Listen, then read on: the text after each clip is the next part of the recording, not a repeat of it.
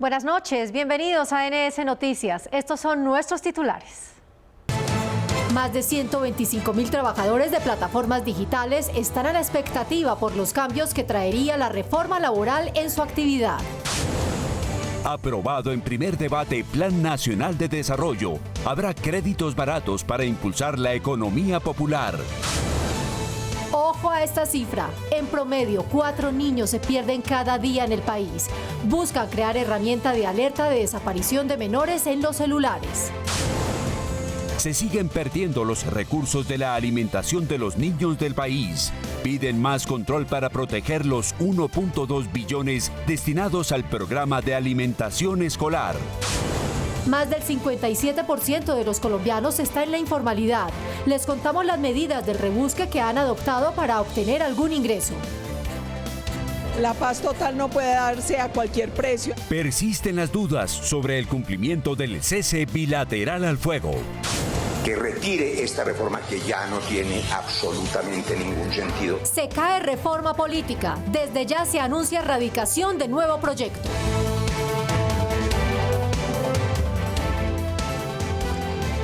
Inició el trámite de la reforma pensional. El proyecto contempla que quienes tengan la edad, pero no las semanas de cotización, reciban una renta básica.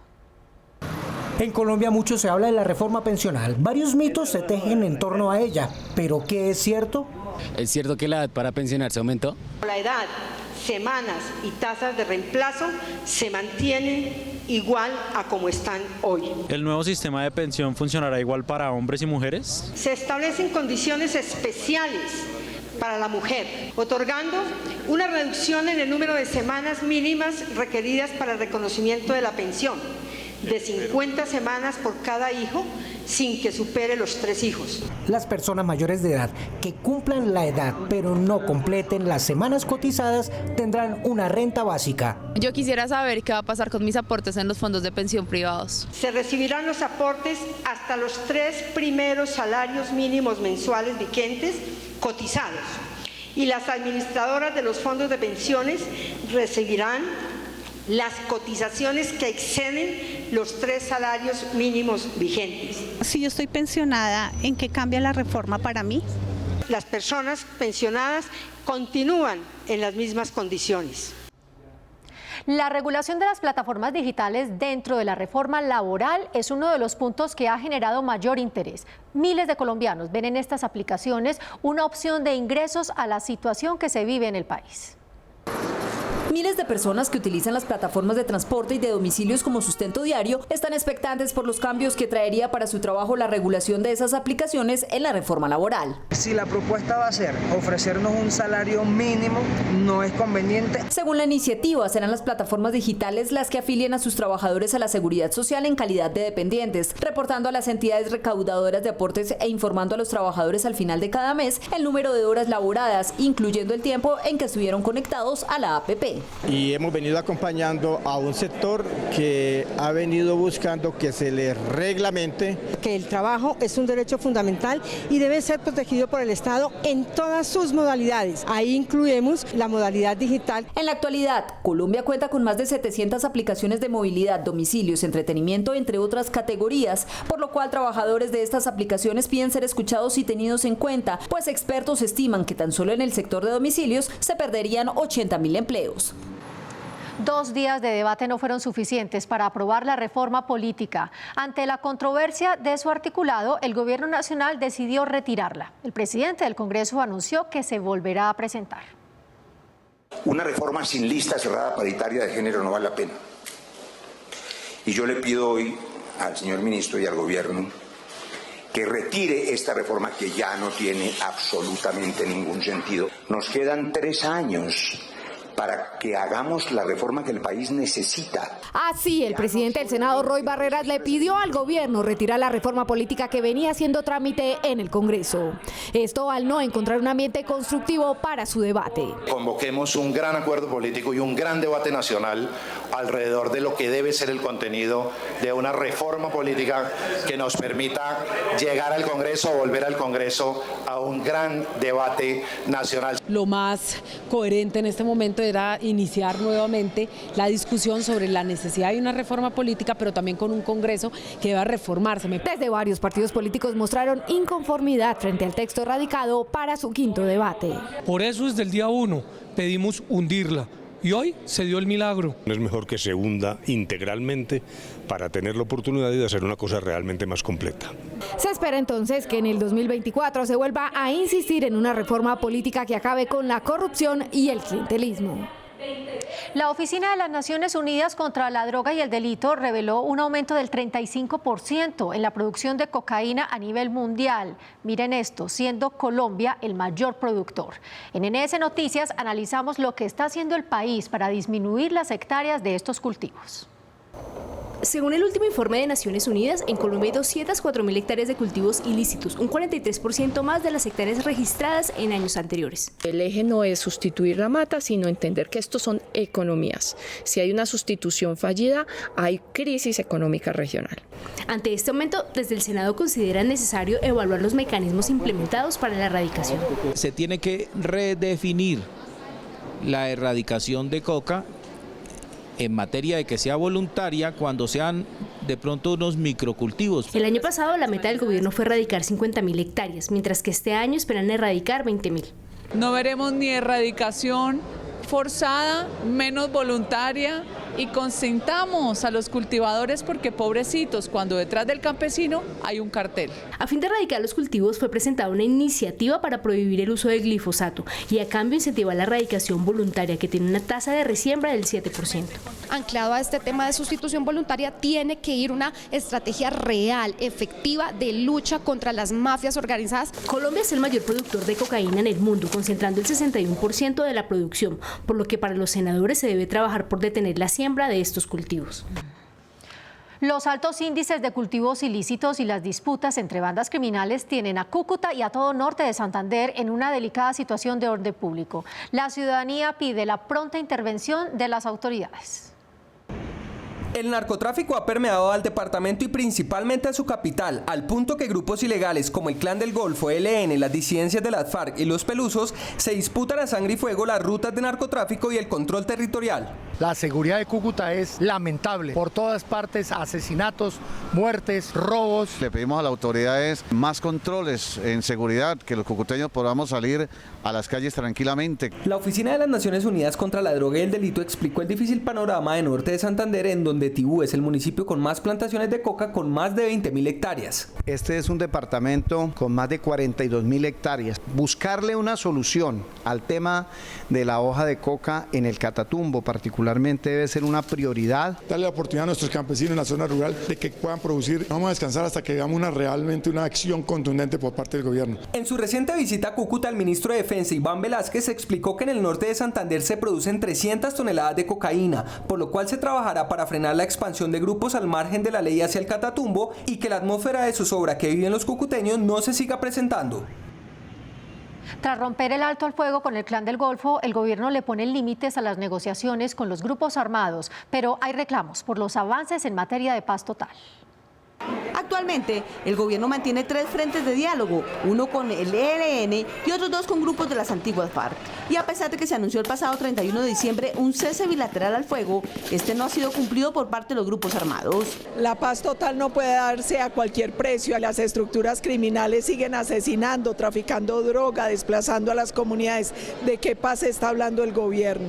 Los ataques violentos del Clan del Golfo a la población antioqueña durante el paro minero dejaron un sinsabor sobre la voluntad de los grupos armados de cumplir el cese bilateral al fuego. Las normas que se dictaron el 31 de diciembre, los decretos sobre cese del fuego, pues han quedado realmente en el aire, pues eso es impracticable. Para el senador Iván Cepeda, férreo defensor de la paz total, el camino está lleno de espinas y para lograr la paz es necesario avanzar en el diálogo al mismo tiempo con todos los grupos armados. Si no se hace así, vamos a seguir en una espiral de violencia eterna. Se espera que máximo en un mes el alto comisionado de paz, Danilo Rueda, anuncie el inicio de la mesa de diálogos con las disidencias de las FARC. El presidente del Congreso, Roy Barreras, le hace un llamado a los grupos violentos a mostrar gestos de paz y a los ciudadanos a respaldar a la fuerza pública. El presidente escucha.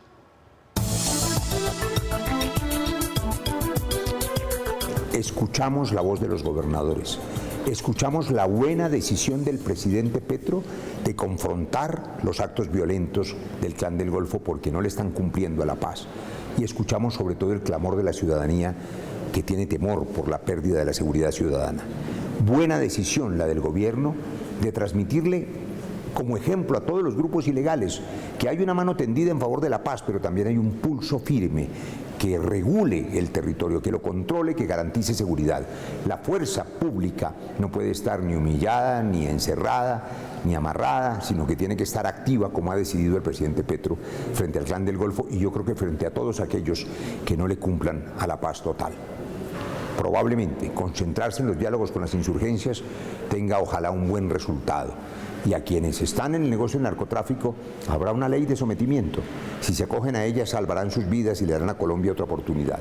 Si no lo hacen, la fuerza legítima del Estado tiene que recuperar el control del territorio y seguridad ciudadana. El pago de los servicios públicos en los hogares colombianos representa alrededor del 25% del ingreso familiar, cifra por la cual le hacen llamado de atención al gobierno nacional para tomar medidas urgentes. Aunque el gobierno nacional anunció a finales del 2022 un pacto por la justicia tarifaria de los servicios públicos, los hogares colombianos no ven reflejados en sus bolsillos una disminución en el pago de los recibos, principalmente en los de energía. En vez de llegarnos más baratos, nos llegan más caros. Va aumentando 30, 50, 60, 80 mil pesos a cada recibo. Y es que la inflación ha afectado gravemente esta situación. Séptimo lugar en tarifas más altas y eso pues implica que el país no lleguen nuevas empresas, no lleguen más empleo. Hubo molestia por la decisión de la CREC de que sean los colombianos quienes tengan que responder por las pérdidas generadas. Los errores de las empresas que terminan representando pérdidas a la hora de la distribución del servicio de energía eléctrica terminan siendo cargadas al ciudadano. Desde el Congreso vienen trabajando en varias medidas a corto y mediano plazo que incluyen criterios de tipo climático para establecer los precios del servicio, más generadores de energía que incluyen la comunidad y la posibilidad de reformar la ley 142 y 143 de servicios públicos del país. Seguimos buscando las salidas y estamos trabajando intensamente para seguir reduciendo la tarifa de energía a nivel nacional. En el Congreso le seguirán haciendo un control político al avance de las medidas adoptadas por el gobierno nacional. Después de estudiar más de 3.000 proposiciones, las comisiones económicas aprobaron en primer debate el Plan Nacional de Desarrollo, Colombia, Potencia Mundial de la Vida, presentado por el gobierno del presidente Petro. El plan contempla inversiones por 1.154 billones de pesos para los próximos 4 años. Es un plan de desarrollo acorde al programa de gobierno del presidente Gustavo Petro. La economía popular es uno de los protagonistas dentro del plan. Allí se crearía un Consejo Nacional para entregar créditos a tasas razonables para ayudar al mejoramiento de la vida de los más vulnerables. Temas que afectan a más de la mitad de la población que nunca habían sido tratados por gobierno alguno. Uno de los puntos más polémicos del debate fueron los 14 fondos que pedía el gobierno que fueran creados para avanzar en lo social. Y estarán sometidos, tanto el fondo como el contratista, al control de las IAS, le hace Procuraduría, Fiscalía, Contraloría. También fueron aprobadas varias facultades extraordinarias que le permitirán al presidente Gustavo Petro por 6 meses expedir normas con fuerza de ley, entre ellas para modificar los programas de familias y jóvenes en acción. Senadoras de la Comisión de la Mujer analizaron las propuestas del Plan Nacional de Desarrollo para garantizar la protección de ellas. De acuerdo con la Red Nacional de Mujeres, solo 13 artículos de este documento cuentan con enfoque de género, lo que corresponde al 4,3%. Por esto hacen un llamado para adelantar acciones reales a favor de esta población. Estamos preocupados es que queden estas normas solo enunciadas, no hay planes de trabajo, planes de acción, incluso recursos para que realmente quede prevista la reducción de brechas entre hombres y mujeres. Nuevamente el programa de alimentación escolar es noticia por la poca ración de alimentos que recibieron estudiantes en el departamento de Córdoba. Desde el Senado piden fortalecer las medidas de vigilancia a este programa.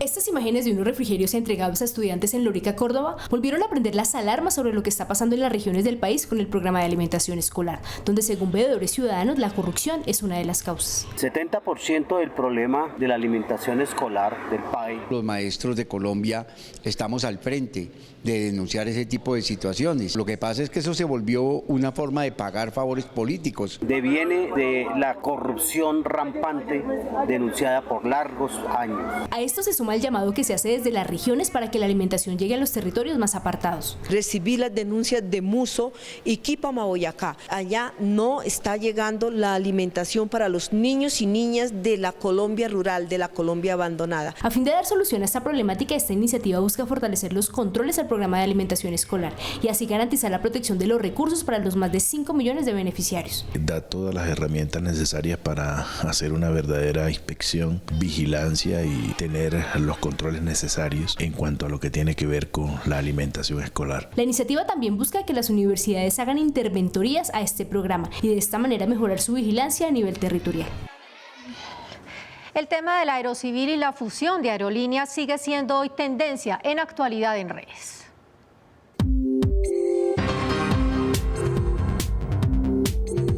La tendencia en la red esta semana tuvo que ver con la luz verde que recibieron Viva Air y Avianca, después de que esta primera suspendiera la totalidad de sus operaciones, perjudicando a miles de usuarios.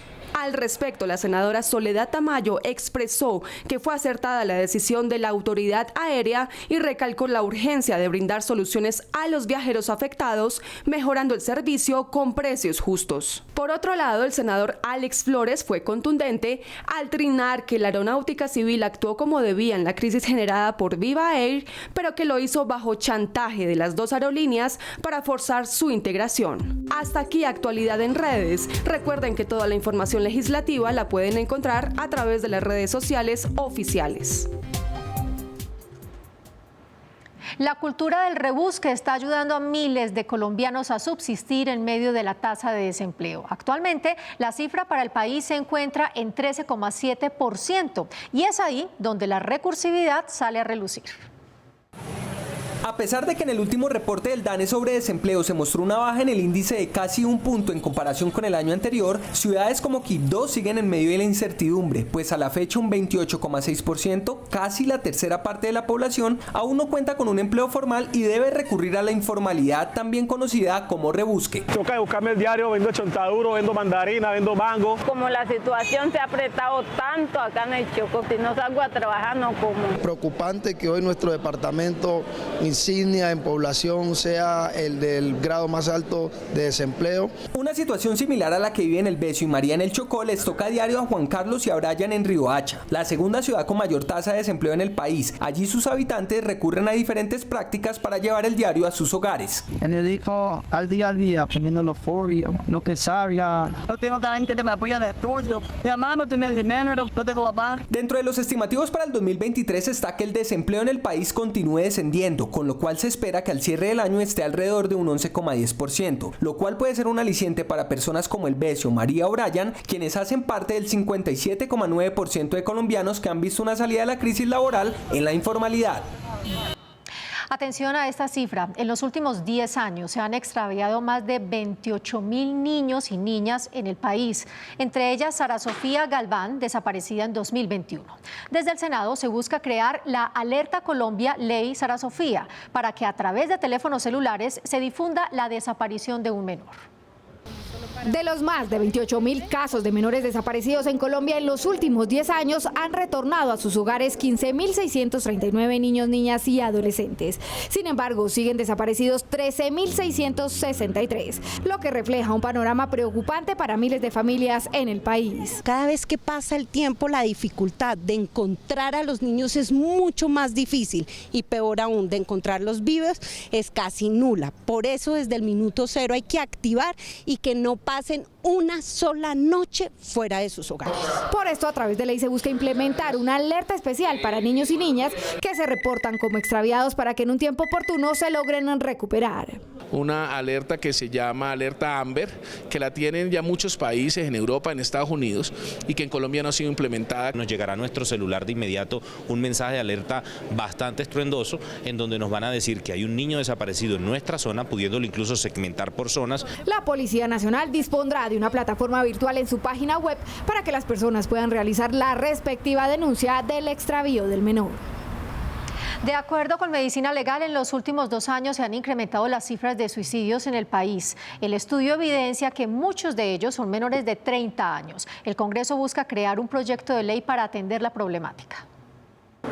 La última encuesta nacional de salud mental se realizó en el 2015. Desde esa fecha no hay un reporte oficial que dé un diagnóstico sobre esta condición médica. Desde el Congreso se buscan mecanismos en atención preventiva. Hagamos un estudio por parte del Ministerio de Salud, cuáles son las secuelas después de la pandemia en la salud mental de todos los colombianos. Según expertos, algunos de los factores que influyen en esta situación tienen que ver con el contexto social de las personas. Las cifras muestran que conflicto más pandemia más crisis ambiental genera problemas de salud en general, en ansiedad extrema, depresión, en ideas suicidas. La pandemia también afectó a los niños. Según datos que dio el director del programa Piensa antes de publicar, la conexión a internet aumentó a 9 horas diarias, convirtiendo a Colombia en el cuarto país en consumo digital. Esto llevó a más casos de cyberbullying, afectando la salud mental de la niñez. A julio del 2022, estamos hablando de medio año, hubo 179 suicidios de niños de 6 a 17 años.